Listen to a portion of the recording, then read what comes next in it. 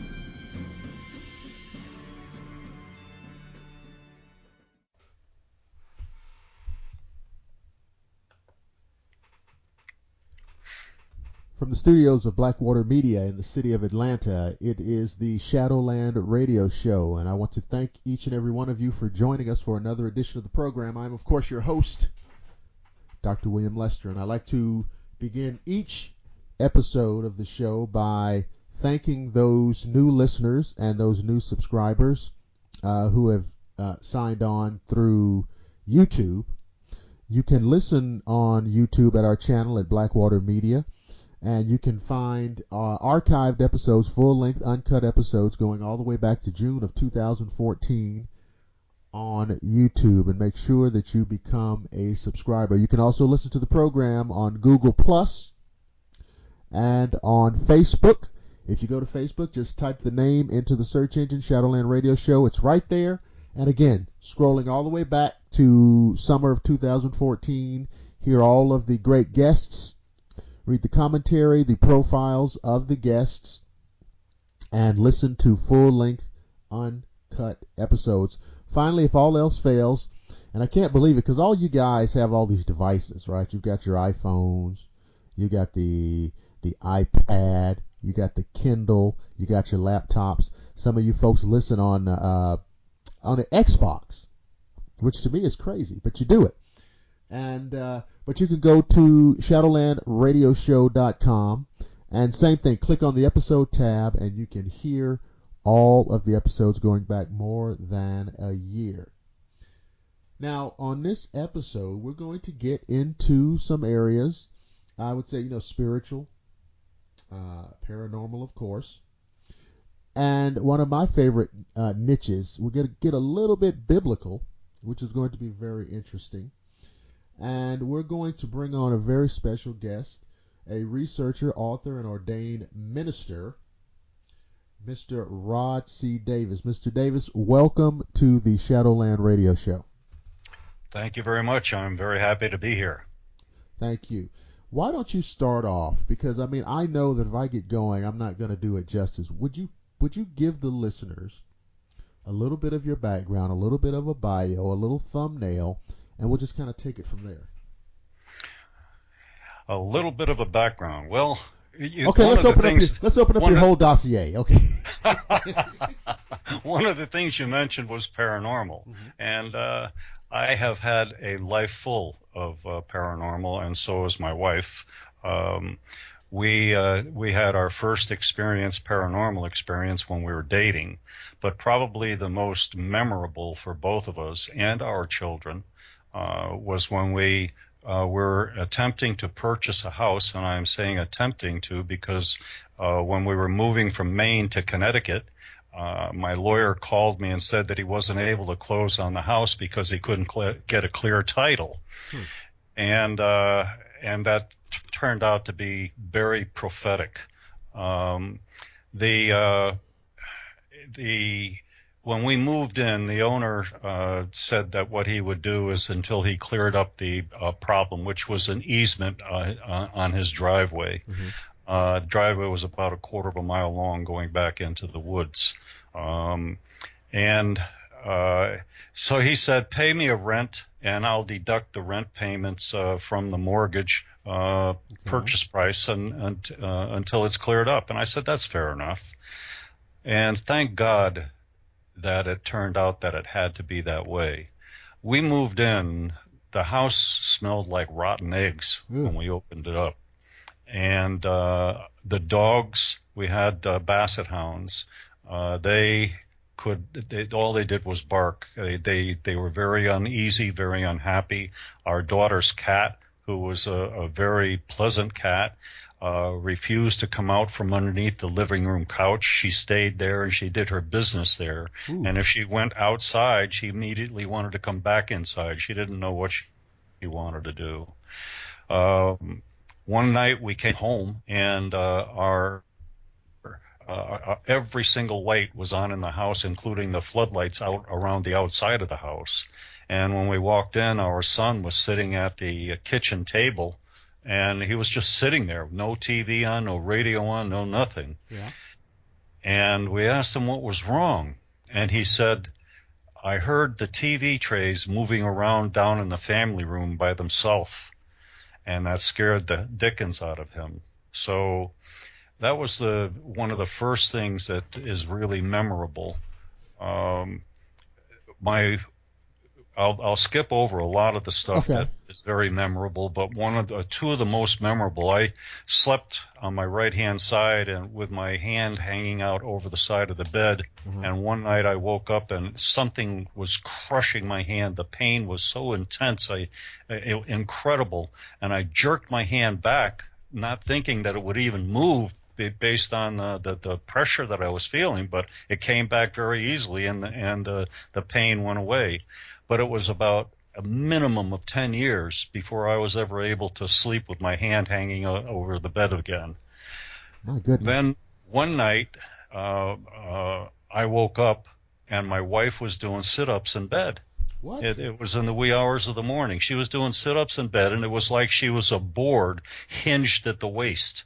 I mean, it was that rigid, and she was just sitting up and back down, sitting up and back down, sitting up and back down. And I held her down a bit, and I said, and she woke up, and I said, I love you. And that's the only thing that she remembered of it, is my saying, I love you. And she tried to do those sit-ups, and she could not do those sit-ups. It was just the normal bending the body like anybody does when they try to do a sit-up, right? Not rigid. And so those are three things that happened in that house that we were there for 3 months, and the owner was having more and more trouble trying to get the clearance of the easement on the driveway, and couldn't. And finally we said, we're going to move.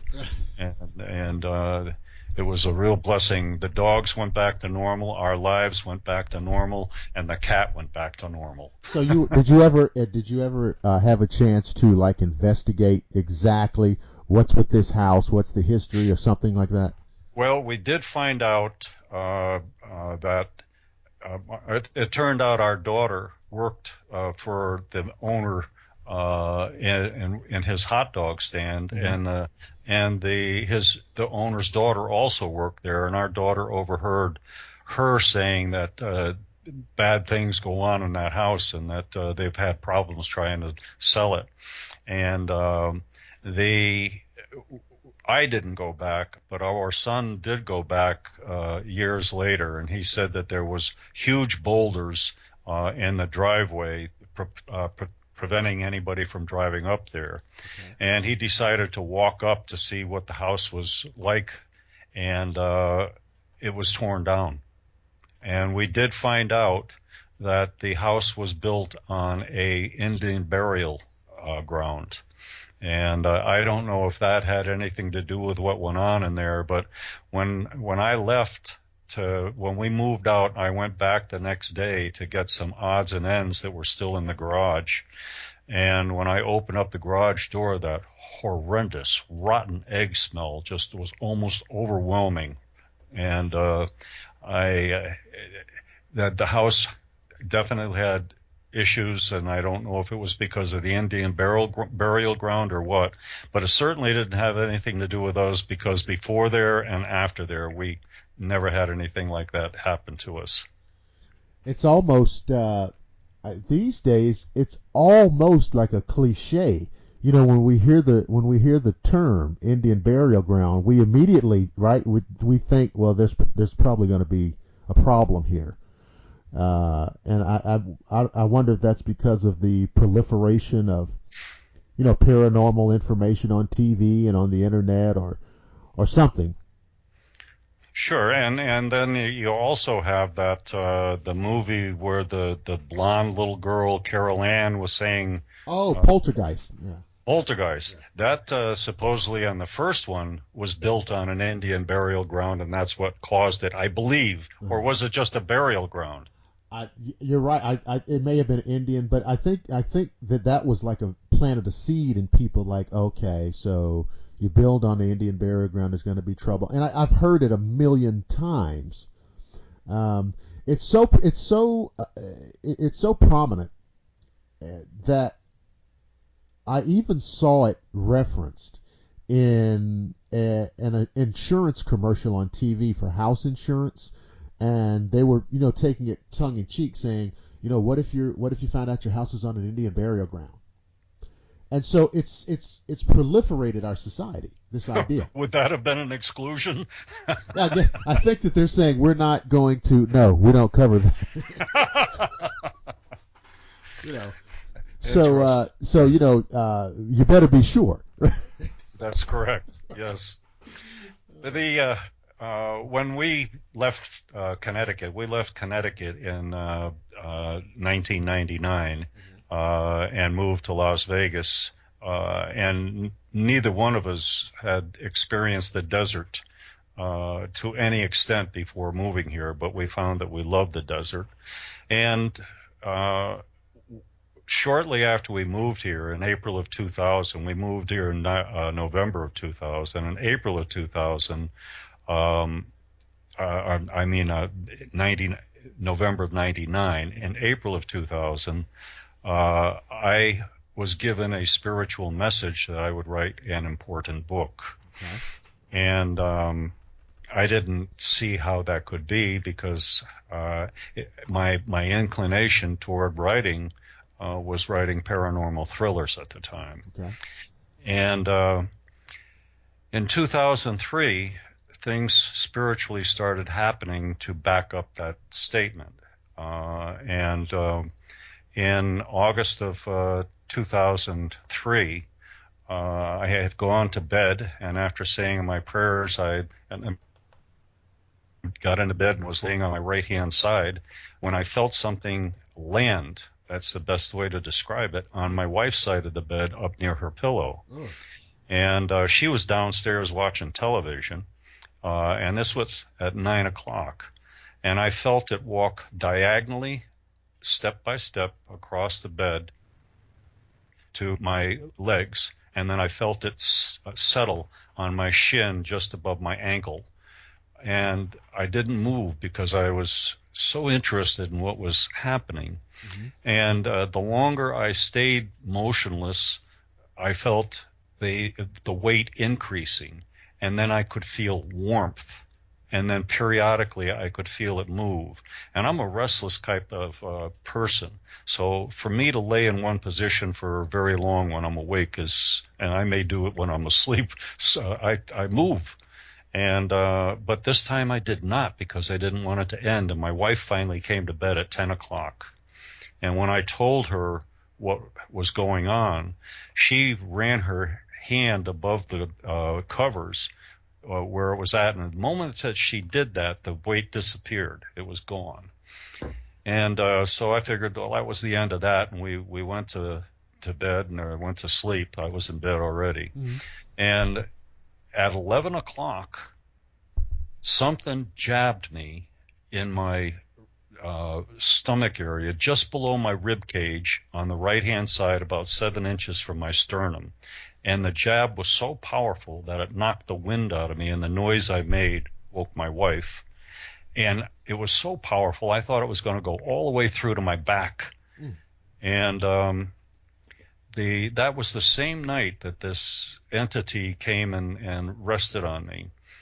That jab, I record all of my spiritual experiences in a journal, so that over time I can recall it, I can know exactly what happened, because over time your mind forgets certain details. And so as I was recording that in my journal the next day, I had the distinct feeling it had something to do with Christ's crucifixion, but that's all I had was the feeling. And almost as if to drive the point home, I got that same jab every night for about 3 weeks. I didn't record each and every one of them, so I don't know exactly how long it lasted, but it was about 3 weeks. I got that same jab in the same spot, but it was never really forceful like it had been that one night, the first night. It was always enough that it made me grunt, or enough to let me know that it was happening, and then it quit. Also in 2003, I believe it was also in August. It may have been in November or October. I can't recall for sure at the moment, but I was in bed, and I think I had just dozed off to sleep, and I was laid on my right-hand side, and I heard something on my wife's side of the room, and I thought she had come to bed. And so I rolled onto my back to take a look, and there was nothing there. And I just laid there for a bit, and all of a sudden I felt fingertips on my lower lip. Ooh. And putting pressure. And I decided I'm just going to go with it and see what happened. And I felt my head lifting with the pressure on my lips, and my head was tilting back. And when all was said and done with that, it was like my head was in a position where I was receiving mouth-to-mouth resuscitation. And then I felt something literally settle into my body. And it was the most euphoric experience that I've ever had in my life. And I did not want it to end.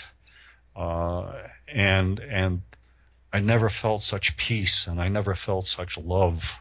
It was incredible. And that experience, I don't know how long it lasted. I felt it start to leave me, and I felt so let down. And I said, I wonder if it could happen again. And it did, but it wasn't nearly as intense as the first time. But after that, something changed in me, that whenever I look at a human being, another person, when I meet a person face to face, and it doesn't matter if it's the first time, it doesn't matter who they are, I've been introduced or not, I feel like I feel love for that person, like I've known them for a very long time. That's how it changed my life, and that stayed with me.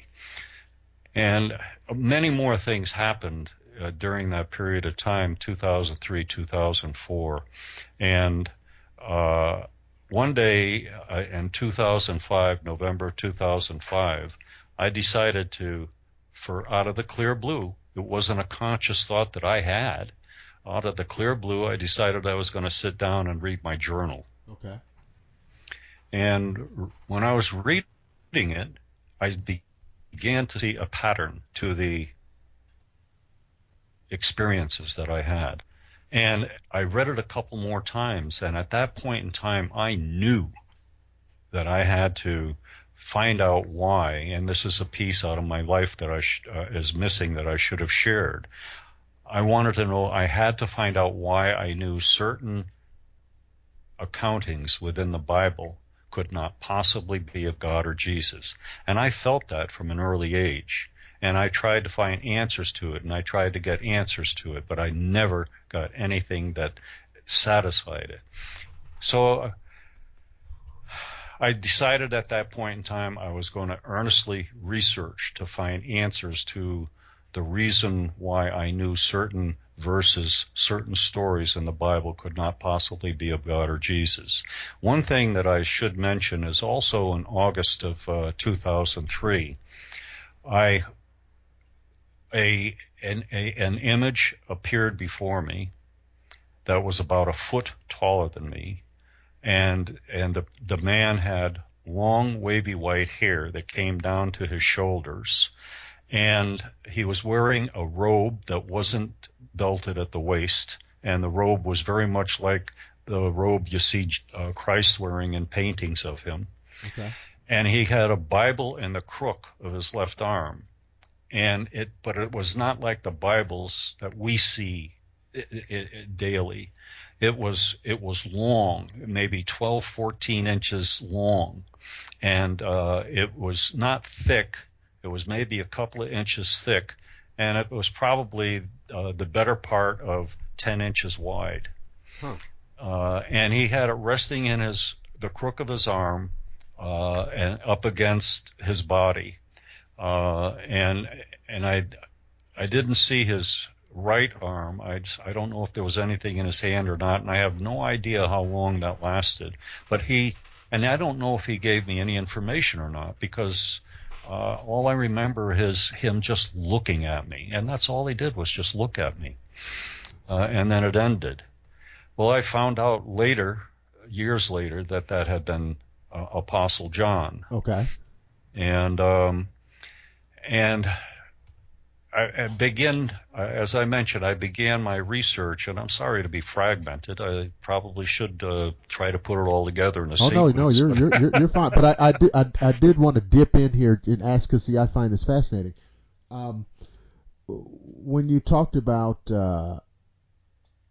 certain lessons within the Old and New Testament could not be of God or Jesus, but let me say something or ask something here, because I'm particularly interested in how this pertains to the New Testament, because there are things in there. There are things, like you say, the King James Version.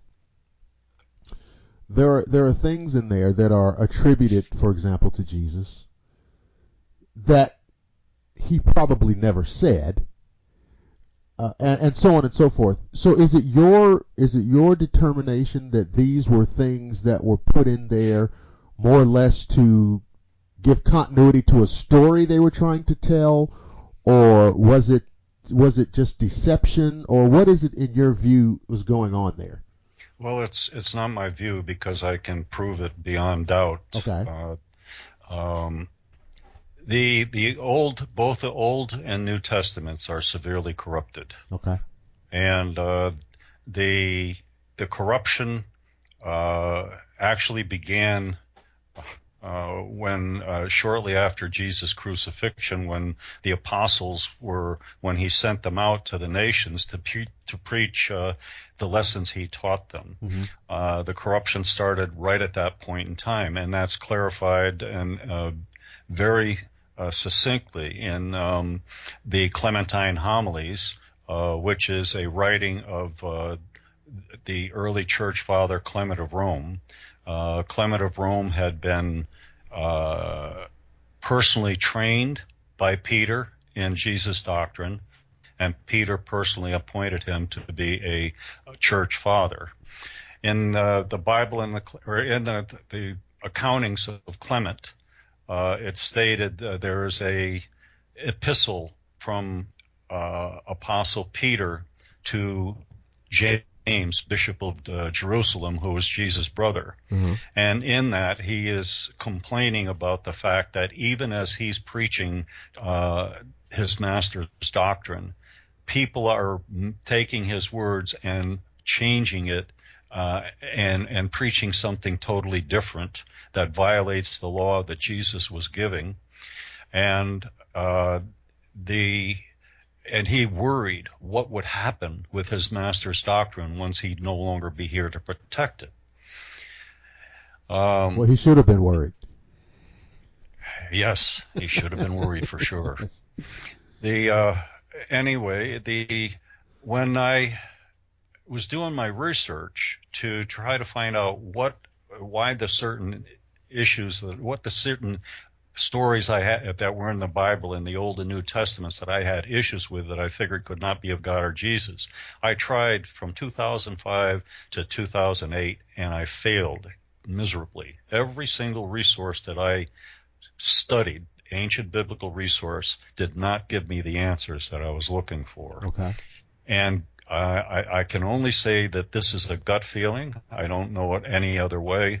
I think God began to feel sorry for me because in early 2008, a woman who was a friend of mine but did not know that I was conducting biblical research decided she would send me a book.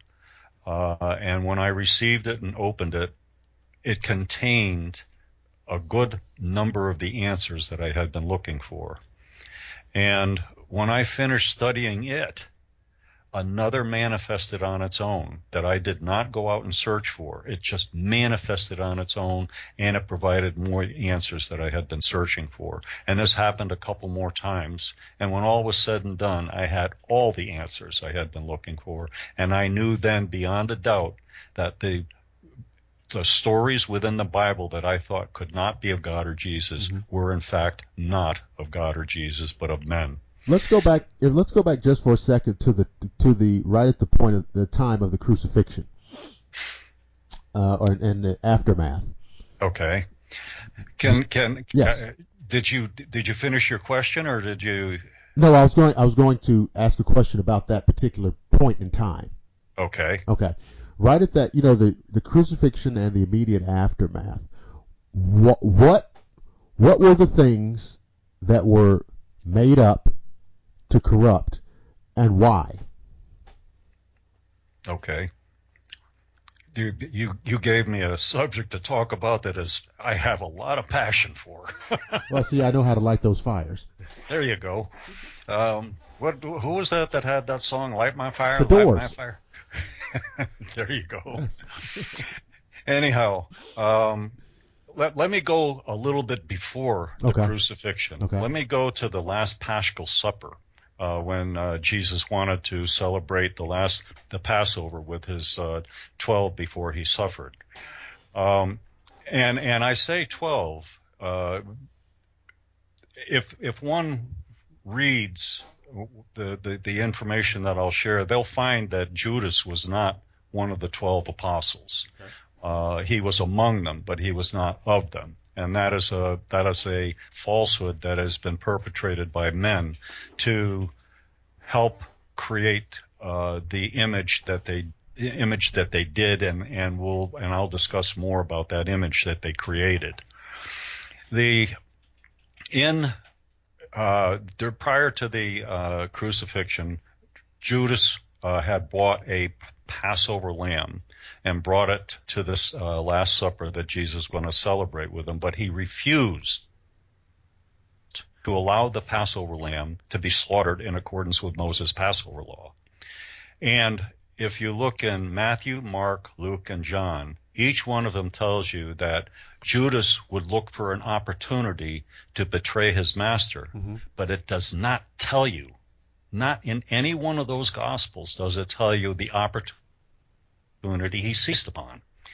Well, what it turned out to be is the fact that when Jesus refused to allow the Passover lamb to be slaughtered, Judas used that as the opportunity to seize upon, and he went to Caiaphas, the high priest, and told him what Jesus had done, and he brought a witness, the person whom he bought the lamb from.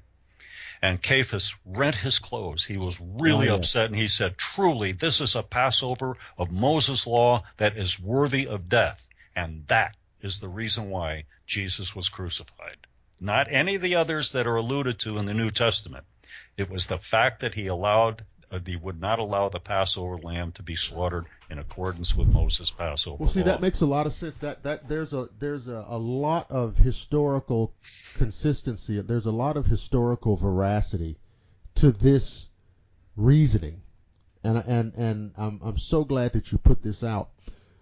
It's because the old story, of Jesus proclaiming himself to be King of the Jews, and people like Caiaphas and the other members of the Sanhedrin being so outraged at this blasphemy and all of this, and proclaiming yourself to be king of the Jews is the same thing as saying that you are Napoleon Bonaparte. It may not be correct, but it's not punishable by death. Right. Okay? And so now, but what you're saying that Jesus did with respect to the sacrifice, or the not permitting the sacrifice in first century Palestine, that could get you dead. Yes. Okay. That was a major violation for sure. Jesus, I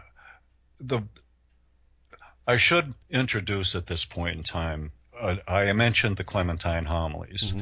There's another writing which is known today as the Gospel of the Holy 12, and it was known in early times of the early church fathers and their writings as the Gospel of the Nazarenes, and it's a long-lost gospel.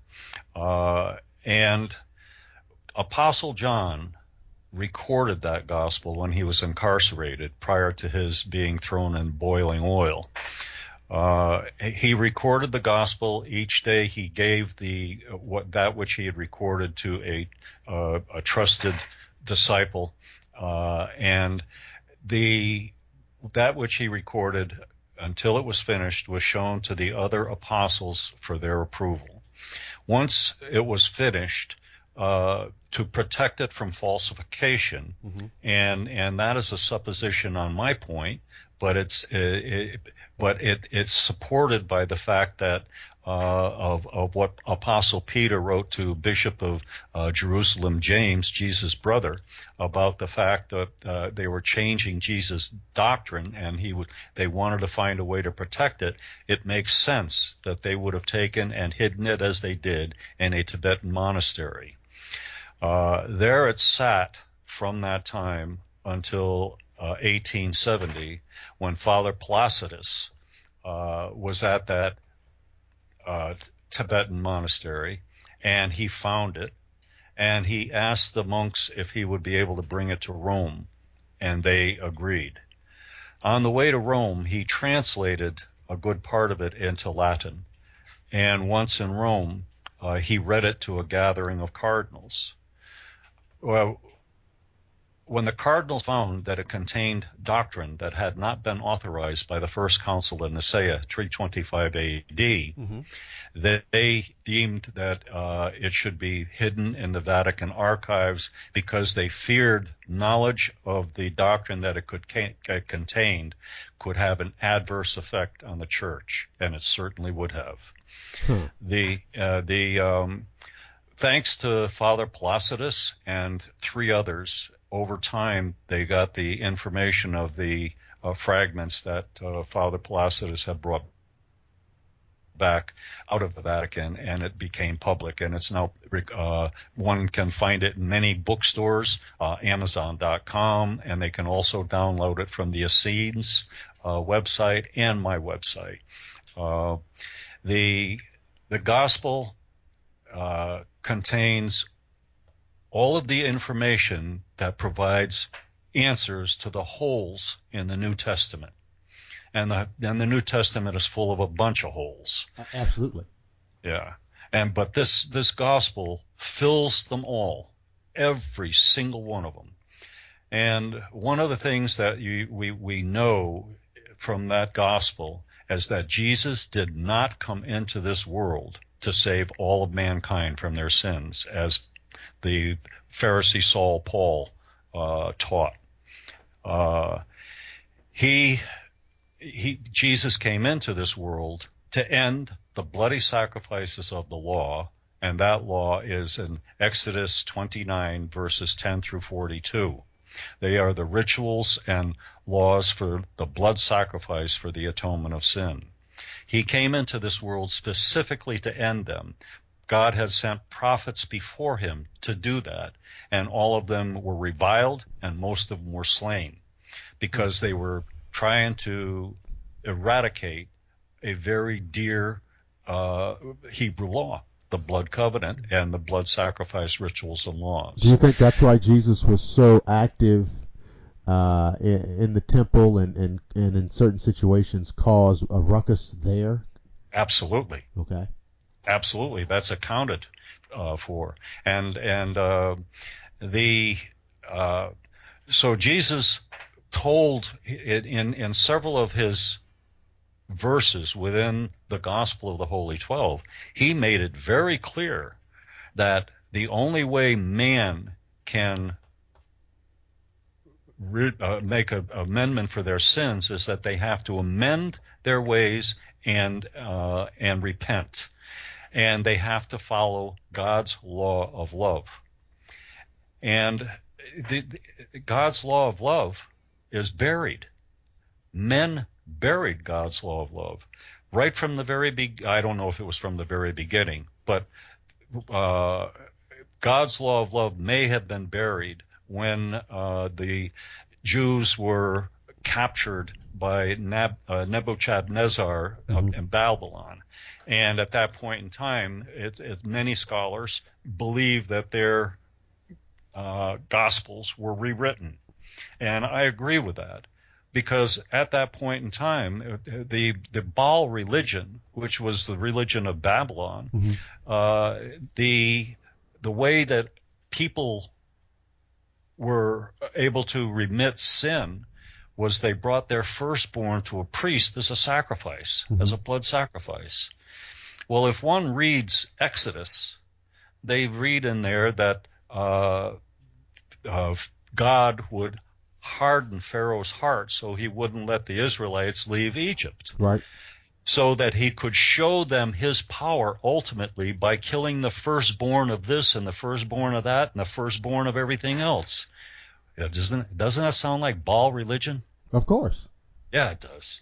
And I believe that's where the blood sacrifice came into the Jewish religion. I firmly believe that.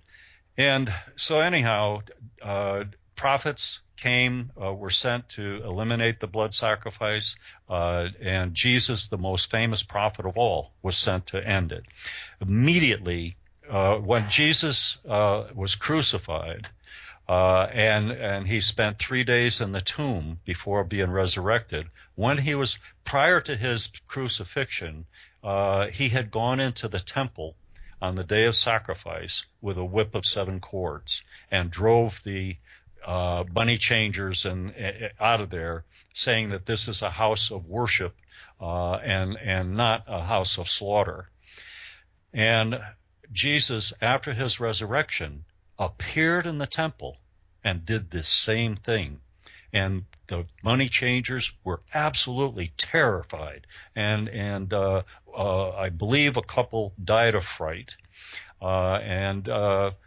They went out and started giving these accountings of what happened in the temple, and the blood sacrifice ended at that point in time. It was not carried out. And according to Daniel 9, chapter 9, verse 27, that tells that the Messiah will end the daily sacrifice in the midst of the week. And if one calculates the time given in prophecy in Daniel 9, 24, 27, they'll find out that Jesus ended the daily sacrifice right on time as prophesied in Daniel 9, 27 in the midst of the week. But the money, as soon as Jesus had gone into the temple and driven out the money changers, and the stories hit the high priests and the Pharisees, that is immediately the point where they started sending out disinformation regarding Jesus. And the disinformation has gone on for 2003. What year are we in? 2000 for 2,000 years. I know. Right. Yeah, that's good enough. That's close enough. Yeah, it's gone on. But it's interesting. But listen, it's interesting because, what could have, and to be a fly on the wall, what could have the conversation been like between, say, Caiaphas or one of his emissaries to Pilate? What could that have been like? Because if I'm Pilate, I'm wondering, if this Nazarene is causing this much disturbance in the temple, and he's really and Caiaphas and Annas and these people, if you guys hate him that much, I kind of like this guy, because Pilate was not enamored of the Sanhedrin and the leadership in the temple. No, he was not. So I would love to have heard what that conversation was like. Did it just come down to? Do you think it just came down to Jesus was trying to, basically upturn the established order, the way things were, the way the temple operated, what have you, and whether you were a Jew or a Roman, you just weren't going to have that? Well, they did say, the high priest did say that he was trying to change Moses' law, but they didn't say what law he was trying to change. But they did say he was trying to change their law, and that's Moses' law, and that's why he needed to be crucified. And he did healings on the Sabbath. But why would Pilate care about Moses' law? He didn't. Okay. All right. Okay. But the thing is that he told them, why don't they crucify him? And they said they couldn't because it was against their law. Right. Okay. So Jesus, as it was foretold in prophecy, Jesus did not defend himself. And he said nothing to defend himself, because that was the part that had to be in fulfillment of Scripture. Jesus came into the world to fulfill Scripture, and in fulfilling Scripture, he ended the daily sacrifice. And he taught his 12 and his followers that the sacrifice of a beast, bird, or man will not remit sin. And he taught that several times throughout his gospel. Jesus, when Pharisee Saul was trying to eradicate the damage that had been done by the fact that Jesus proved he was the Son of God through his resurrection, and the fact that he drove the money changers out of the temple, and that the blood sacrifices ended on that day. Pharisee Saul was highly appointed to do something about that, because the fact that Jesus was resurrected and approved the fact that he was the Son of God, and so many people had seen him, it put serious doubt into everyone's mind regarding any other religion. Right. They lost their credence. So they had to do something to gain the upper hand again. Pharisee Saul had been out hunting and persecuting Jesus' followers and those that preached his doctrine mercilessly. And he was directly responsible for the imprisonment and or deaths of many of Jesus' followers and those that were initiated into the Christhood. Why did he do it? It doesn't tell you in the New Testament why he did it, but it's very plain why he did it, because the apostles and all of those initiated into the Christhood were preaching and teaching doctrine that eradicated the blood covenant of Exodus 24:8, and the blood sacrifice rituals and laws of Exodus 29:10-42. That's why he was doing what he did. And they finally came up, and there's logic to this. They finally had to come up with something that could stop the erosion of their control on the followers, on their people. So Pharisee Saul, Jesus had prophesied that his doctrine would be changed and things would be taught in his name through craft. Well, Pharisee Saul certainly used craft. He craftily changed Jesus' crucifixion into something it had not been. He changed it to fit with the blood sacrifice rituals and laws of Exodus 29:10-42 in order to maintain the integrity of Exodus 29:10-42. He said that Jesus became a blood sacrifice for the atonement of sin for all of mankind. And anybody that believes in Jesus and believe that he was resurrected, they will be in Romans 10:8-9, I believe it is. They will be saved. Well, anybody that is taught that, all they have to do is believe in Jesus, that he was resurrected, and they're going to be saved from all of these things that they did and they're going to do in the future. Wow, that's the one I want to go to. I want to be in that religion. Right. And Pharisee Saul was very successful in preaching that doctrine. It still works. Pardon? It still works on some people. Oh, it still works. 1/3 of the world population believes it. Yes.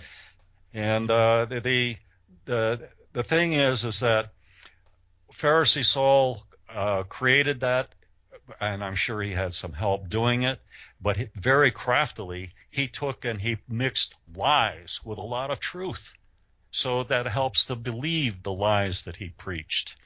And then in 325 A.D., Roman Emperor Constantine and Orthodox bishops of the Orthodox Nicene bishops of the Catholic Church, they conspired, and this is in biblical history. They conspired to get Pauline Christianity adopted as authorized church doctrine over the doctrine that was being taught and preached by the Arians, which was the doctrine of the Jewish Christian movement.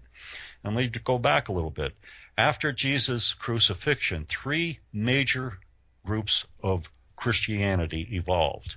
First was the Jewish Christian movement, which was consisting of Jesus' followers, many of whom personally knew him, and those that were initiated into the Christhood. Then there was Pauline Christianity, which was established by Pharisee Saul, because wherever Peter went, Saul preceded him by a couple of days to try to stir up the people against him, because Saul had a spy in Peter's camp. So he knew where he was going, so he'd go there a few days before him. But it never worked. And it's my opinion that the reason it never worked is the fact that Peter, after he gave his lessons that he preached to the crowds like Jesus did, he would heal those in the crowd and send out the demons as Jesus did. Pharisee Saul couldn't do that. He could levitate, but he couldn't do the things that Jesus and his apostles did. Right. And in 325 A.D., when Constantine convened and presided over the First Council in Nicaea, and he organized it also. Sure. He had one mission at that point in time. He wanted to unify church doctrine in an effort to eliminate the controversy about religion that was going on in the Roman Empire. And they basically, he had become a Christian in the early 300s because he saw the political advantage to it. And in 325 AD, it was known that the Orthodox Nicene bishops were looking to politicize Christianity so that they could gain more power through that. Who would have ever guessed, right? Right. So they conspired with each other to be able to force the Arians out and adopt the Pauline Christianity rather than the doctrine that Jesus had taught. And that has carried on through to this day. Yes. People steadfastly believe, because of the false teachings of Pharisee Saul, that they have been saved, and they have not. And that is an absolute travesty. Also, a year after I believe it was in 327 when he had established Constantinople. Yes. He hired the Catholic Church to write 50 Bibles and financed it.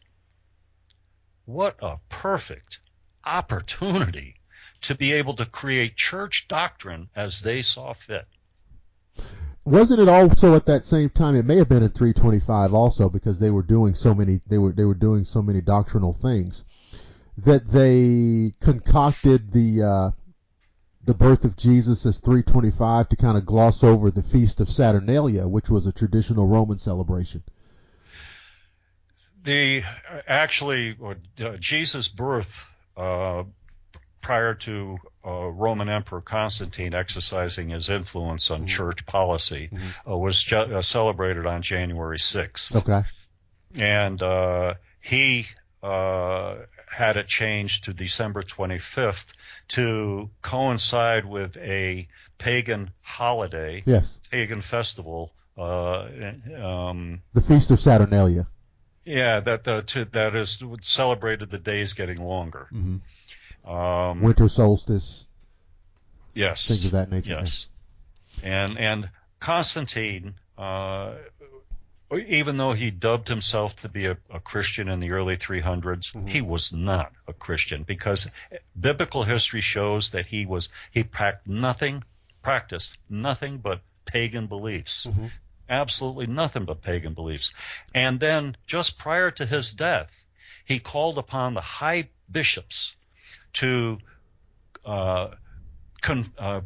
confirm him as a Christian. And he said, when you confirm me, and if God heals me from my death, that he knew he had a terminal disease, he says, I promise I will become a better Christian. God didn't buy it. He died anyhow. Trying to cut a deal. Yeah.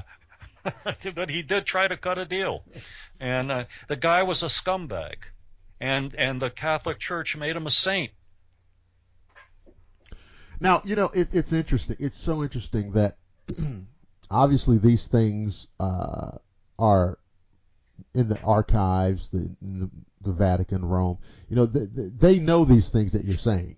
And it's interesting that, they keep rolling right along. But the reason is it's all about money. And that is the reason why that the cardinals in 1870 did not want to make the Gospel of the Holy 12 that Father Placidus had found public, because they feared that once people knew that they didn't need the church, they just needed to obey the law of love that God had given to mankind originally through Holy Spirit, and Jesus reinstituted, which he did in fulfillment of Jeremiah chapter 31, verse 31, where the Lord told Jeremiah that he was going to give a new covenant to the house of Israel and to the house of Judah. Jesus fulfilled that. And in Matthew 5, 17, 19, the laws there basically say that Jesus will not. Let me see if I can find it real quick. Okay. Because do you by any chance have a? By the way, the King James and Catholic Bibles are the same. They're not different.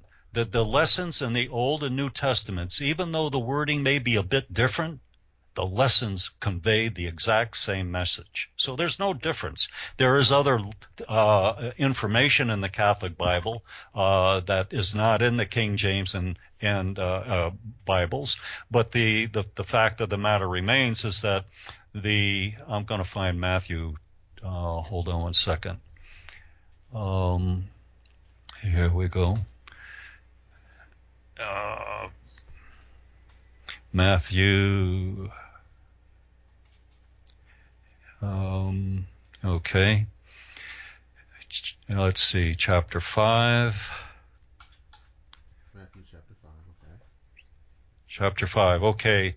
Verse 17 and 18 of chapter 5, Matthew. 17, think not that I am come to destroy the law or the prophets. I am not come to destroy, but to fulfill. For verily I say unto you, until heaven and earth pass, one jot or one tittle shall in no wise pass from the law, till all be fulfilled. And then verse 19 says, whoever therefore shall break one of these least commandments and shall teach men so, he shall be called the least in the kingdom of heaven. What commandments? The only thing that Matthew 17, 18, 19 gives you the ability to fall back on is the commandments that are in the Old Testament of Genesis and Exodus. Have nothing else to go to. However, if we go to Apostle John's recording of that portion of Jesus' Sermon on the Mount, and doesn't he say somewhere, and this I think kind of hits home what you were talking about, the blood sacrifice. It may be 20 or 21, 20 or 20, verse 20 or 21, where he says something like, you've got to be more virtuous or something than the Pharisees, right? And so, to me, that's him, a direct shot at them. Yeah. Now, I'm going to read from the Gospel to the Holy 12, that same accounting that Apostle John recorded. And in verse 8 it says, think not that I am come to destroy the law or the prophets. I am not come to destroy, but to fulfill. Okay. For verily I say unto you, till heaven and earth pass, one jot or one tittle shall in no way, instead of wise, it's no way, pass from the law or the prophets, till all be fulfilled. Now, this is also in Apostle John's Gospel, Jesus' Gospel, that is not in Matthew 17, 18, and it should be in verse 18. And Jesus said, but behold, one greater than Moses is here, and he will give you the higher law, even the perfect law, and this law shall ye obey. And then in verse 9, which is the same as verse 19 in Matthew, he says, whosoever therefore shall break one of these commandments which he shall give, Jesus, and shall teach men so, they shall be called the least in the kingdom. Isn't it interesting how they eliminated certain things to fit what they needed? Well, it's consistent, yes. Yes. Yeah, absolutely. And the I could go on and on and on, and but that's the reason why I wrote The Miracle of Three Physical Signs from God, because it covers every bit that we were talking about here and a ton more. And it's all referenced. It's all done through referenced biblical resources that people can take and pull up and do their own search as I did, and read it as I did, the evidence that I'm sharing. Well, what I'd like to do, because I knew that this was not something that we could really cover in one show or 10 shows. So the first thing I'd like to get you to agree to is will you come back on the show and continue unfolding this out for us, because this is a fantastic subject. I would. It's my passion. Okay, that's a yes, ladies and gentlemen. That's excellent, because to be honest with you, I've done that before, where you have such a far-reaching topic, you just have to spread it out over multiple shows. Right. And this is certainly one of those topics. Next, would you please tell everybody how and where to get your books? They can get it from my website if they'd like to have an autographed edition, and they can purchase it through Amazon. And it's available through bookstores around the world. All they need to do is give the title and let people know that the printer is lightning source. The bookstore, if they don't have it on their shelf, they will certainly be able to order it and get it for them. Very good. And your website is rodcdavis.com. That's correct. And so you guys, I know how you guys do. After every show, I get 300 emails. Where can I get the book? And so and so there you go. Amazon, of course, rodcdavis.com. And I'm telling you, So we just really scratched the surface today. We really did, and I love history, and I love how this idea, this deception, this corruption, which many people have been talking about for many years, has found its way into Christian doctrine, into New Testament writings, into Old Testament writings, and really fundamentally misrepresented the mission and work of Jesus of Nazareth. And so I think this conversation is one that we have to have. So we're going to save that for another show, ladies and gentlemen. Unfortunately, we have come to the end of today's program. I want to remind all of you again that you can listen and subscribe to our program on YouTube. Go to Blackwater Media. Also listen to the show at our website at shadowlandradioshow.com. Click on the episodes tab. And, of course, as always, on Facebook. I'd like to thank our guest, researcher, author, and ordained minister Rod C. Davis. We have got to get him back on to continue this conversation. I promise you that we'll do it. So, in the interim, I don't want you guys to freak out. I don't want you to have a heart attack or an aneurysm or some other terrible malady, because I promise that I will see each and every one of you again on the flip side.